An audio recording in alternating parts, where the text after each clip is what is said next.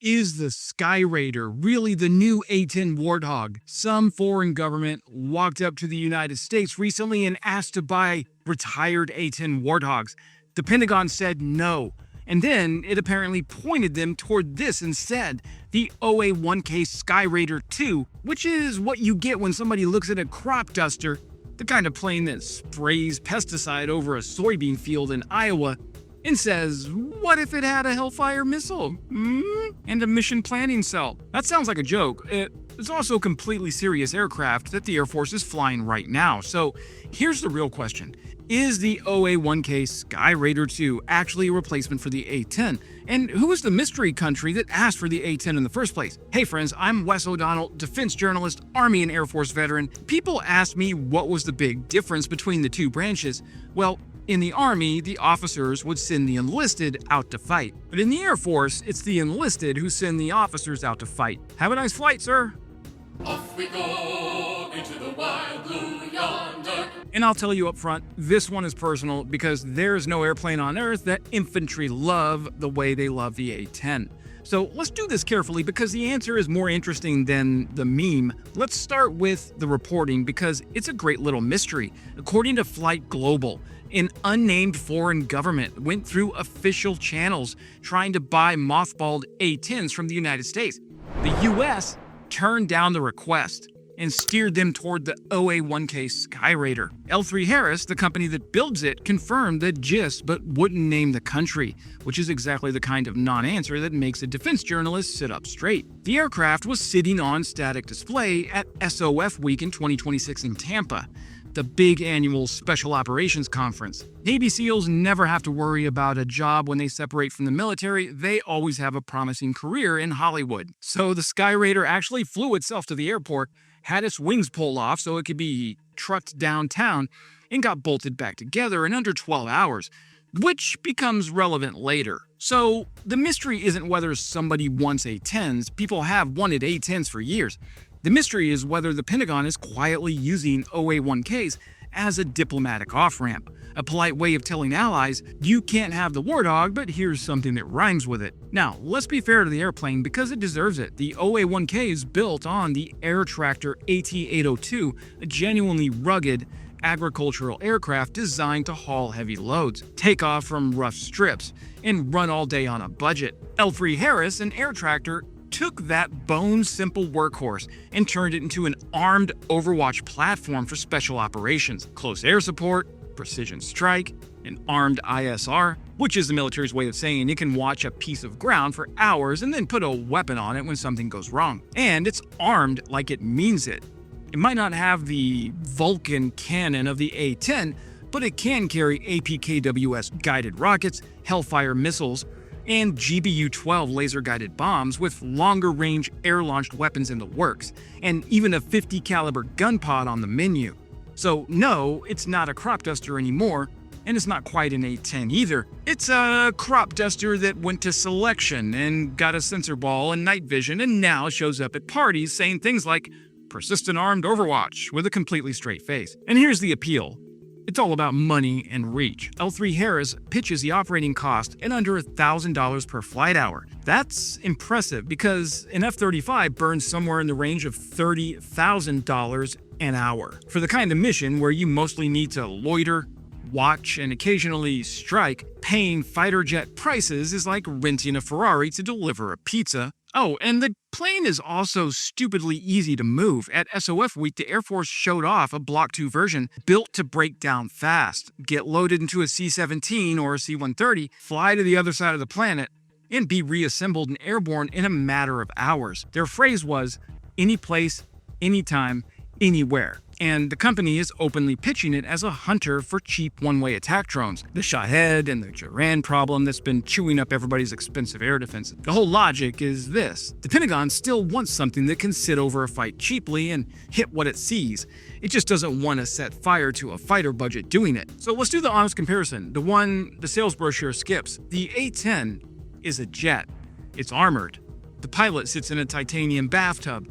It has 2 engines, so it can limp home on one, and it's built around that enormous, beautiful cannon, specifically to survive ugly, low-altitude, close air support against a serious enemy in Cold War Europe. It was designed to take hits and keep flying. The OA-1K Skyraider II is slower, cheaper, simpler, and unarmored. Its strengths are loiter time, sensors, precision weapons, easy maintenance, and the ability to operate from a dirt strip with a pickup truck's worth of support. Even L3 Harris is honest about the ceiling. Their own executive says it doesn't have the 30mm cannon, but with the right weapons package, in his words, it can do much of what an A-10 does.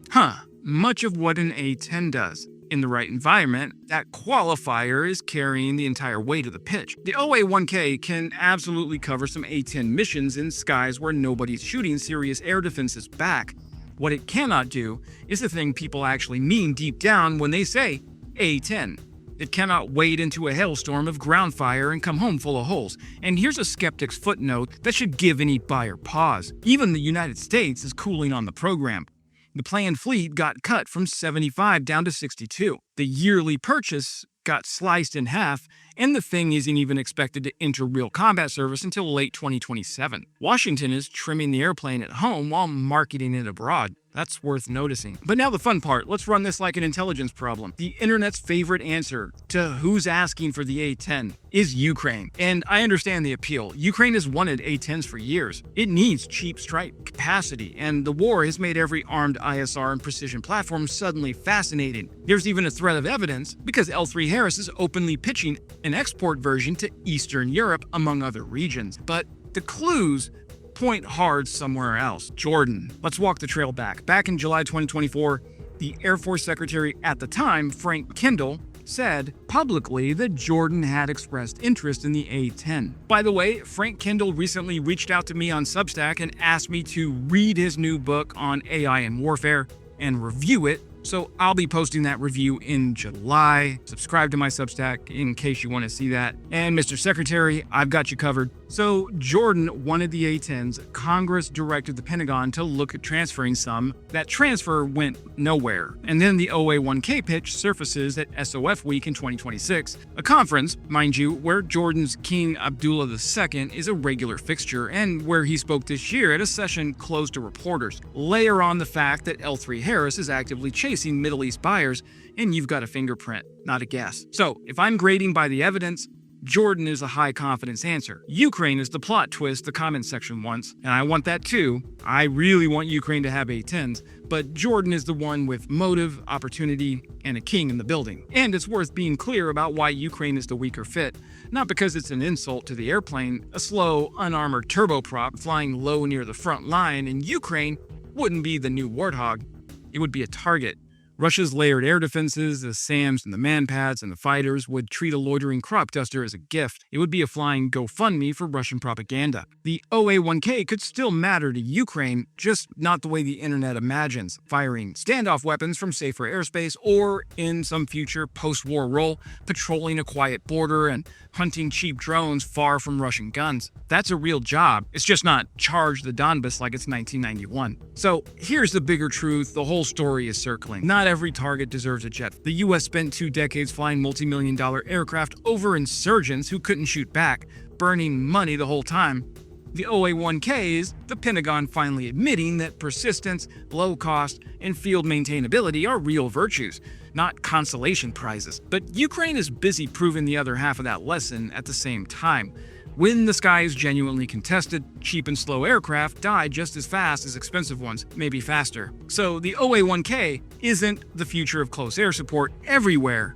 It's the future of close air support in the places where the enemy can't punish a slow airplane. That's a narrower promise than the marketing implies, and it's an honest one. I still think the Skyraider could be amazing in Ukraine four-shot headhunting, but that's just me. So, OA-1K Skyraider II is not the new A-10 Warthog.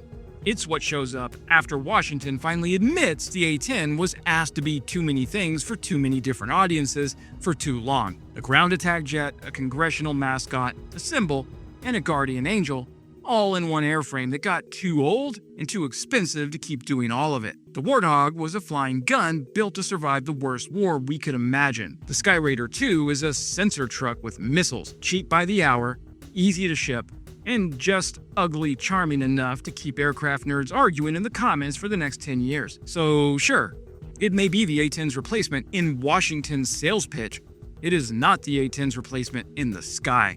And for the soldier on the ground who still listens for that cannon, that distinctive burp, that distinction is the whole ballgame. Alright, that's the story. If you want to keep this kind of analysis going, you can join here as a member on YouTube for about $3 a month. It keeps me digging into the procurement weeds so you don't have to. And it stops me from resorting to sponsored segments. I don't want to eat up 60 seconds of one of my videos trying to sell you something. You get bombarded by enough ads as it is. That's what I always say. If memberships aren't your speed, no pressure at all, just hit that subscribe button so you stay in the loop, because this stuff moves fast. And if you want the deeper cuts, the longer reads, and the things I don't always put on YouTube, I'm over at Substack. I'll put that QR code on the screen, or just come find me at wesodonnell.com. I appreciate you being here. You're looking fabulous today. And as always, glory to Ukraine, glory to the heroes. Crimea is Ukraine.